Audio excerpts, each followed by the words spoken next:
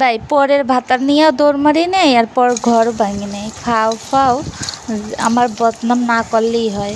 ঠিক আছে, আমার ভিডিও ভালো না লাগলে আমাকে আনফ্রেন্ড করে দাও, তাও পাড়ায় আমার বদনাম করো না।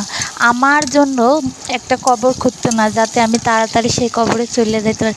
পাপ করলে আমি করি, তবু তো আর নিয়ে করেই নাই ভাই। হ্যালো, আসসালামু আলাইকুম। এটা আমার কথা না, তোমাদেরই কথা। যে নেট চালাইবে, সব দেখবে, কিন্তু একটা ঘরের বউ যদি কিছু ভালো কিছু করে, সেতে গ্রামের মাসে চুলকানি শুরু হয়ে যায়।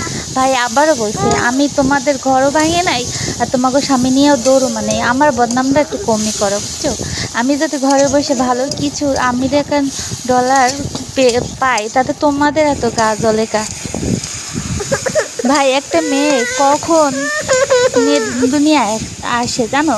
যে মেয়েটার চাহিদা পূরণ না হয়, একটা মেয়ে কী চায়? সামান্য একটু ভালো খাওয়া দাওয়া, একটু ভালো পোশাক, এর থেকে তো আর কিছুই চায় না।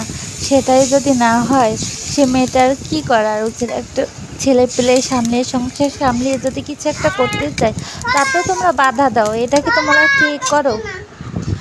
আবারও বলছি ভাই, ঘরের খাইয়ে পরের কথা একটু কমই কও। আল্লাহ কিন্তু আছে, সব দেখছে। পরের লেগে কুয়া করলে সেই কুয়া নিজেই পড়ে।